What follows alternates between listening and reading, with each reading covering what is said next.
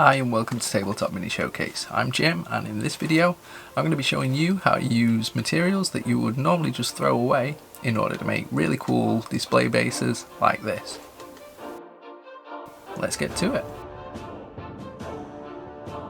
To make this project you will need some cereal box type cardboard, a measuring device, e.g. a ruler or calipers, some PVA glue or Mod Podge, some super glue, a pen or pencil, a pair of scissors, a scalpel or X-Acto blade, and some corrugated cardboard, the type of cardboard you get from parcels.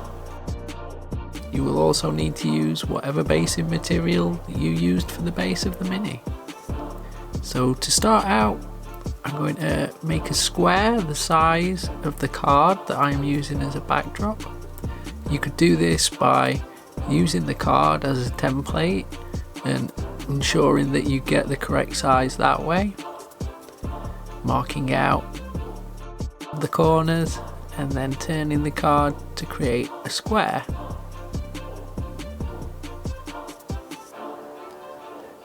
Alternatively, you could use a ruler or calipers, measure the card and get the diameter that way. Or you could do what I've done here, which is to create a template on Photoshop that you can glue to some cardboard so that this base is reproducible. As you can see, this is the same size as the card in the middle, with the outer perimeter being the height of the base. I can now transfer this template onto another piece of cardboard, marking out all of the lines that I have printed on the template so that I can later use those to fold the cardboard in order to create the base height. You can see here all the lines that I will be using to mark out where those folds will occur. I then use a straight edge on my pen to join up all these lines, and that gives me a replica of the base template that I had created. I can now cut this out with my scissors and begin to cut the corner areas with one single cut up to the point where the lines intersect.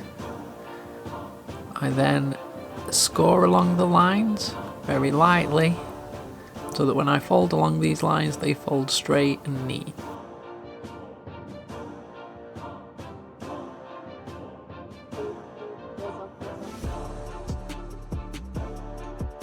As you can see here, the corner bits have now become little tabs I can use to glue this whole thing together.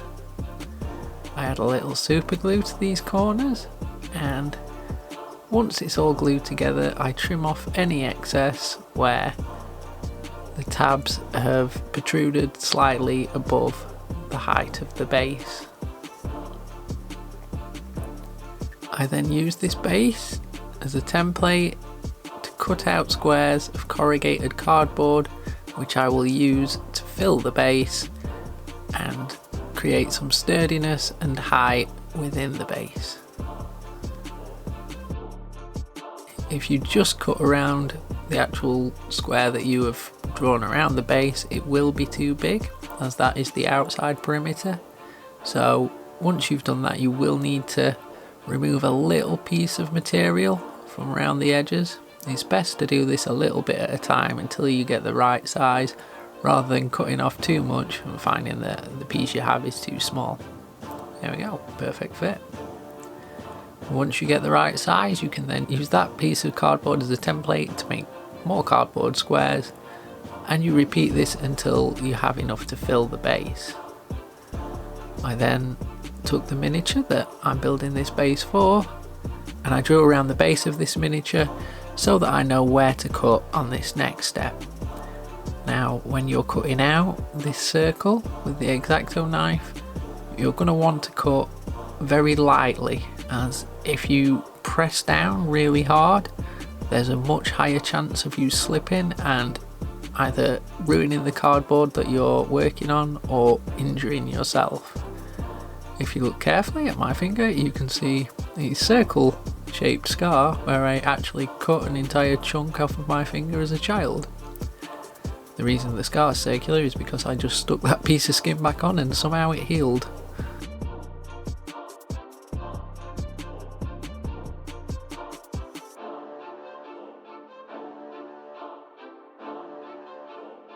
I repeat this process, cutting out circles from the cardboard until it is the same height as the base of the miniature.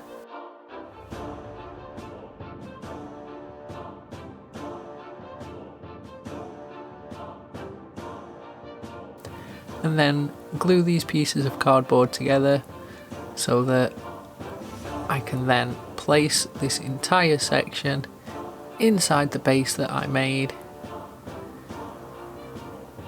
and have the basis of a display base. Once I've got to this point, I let my camera go out of focus and then I put lots of glue inside the base box in order to ensure that every part of it gets stuck together. I then tied some string around it. You could add elastic bands just to hold it all in place. Once it's dried, it will look like this. I now need to create the back area. So once again, I go to my template and I cut out a square backing area to fit onto my base. You don't have to do this step if you don't want to, or you could create any shape really that you like to fit the back. And once that's glued into place, I then put lots of glue onto the top of the base and add a bunch of sand to replicate the look of the miniature base that I am making this display base for. After that, I use my edge template to cut out a long strip of cardboard that I can use to go around the perimeter of this display base in order to hide some of the messier edges where cardboard has been glued together. I also cut out these two little straps which I can attach to the backing board in order to hold the card that I am placing in the backing area as a backing. God, that's a lot of the word backing in it. For the edging, I first glued it onto the front, lining it up with the lines that I have transferred onto this. This way I can fold the edge bits round and get a accurate length so that I can trim them to fit perfectly. And there it is, that's the base basically finished.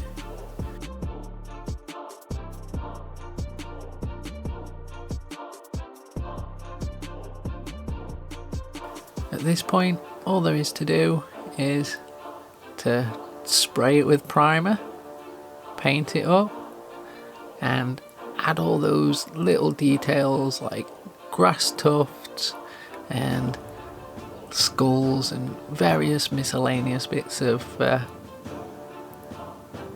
terrain type things to match it to the base of the Mini. And that's really all there is to it. It's a pretty cool little display base made from materials that you would probably just throw in the trash. You could always go out and buy like a picture frame and use that as the basis, but not everybody has the time or the money to go out and buy things like that. When I was a kid, there were times when I were painting minis with cocktail sticks because we couldn't afford to buy new brushes. So this base is a way that people who don't have a lot of disposable income can still make things that are cool and not have to worry about buying materials, as all of the things that I used making this are things that you will probably have in your hobby arsenal anyway. You can make all different sizes of these bases with all different types of backdrops, all different types of terrains. You could make these way bigger and have multiple minis on one display base. You could make them really small and just have the one mini on there. It's a really fun and easy little project that you can get wrapped up in about a day. I hope you guys have enjoyed the video. If you have and you make one of these display bases, please do tag me on Instagram. I'd love to see that. Don't forget to like, comment, share and subscribe. It helps me to help you, to help yourselves to improve. And if you don't want to miss out on any of my upcoming videos, hit the little notification bell. Alright, until next time, in a bizzle. Action!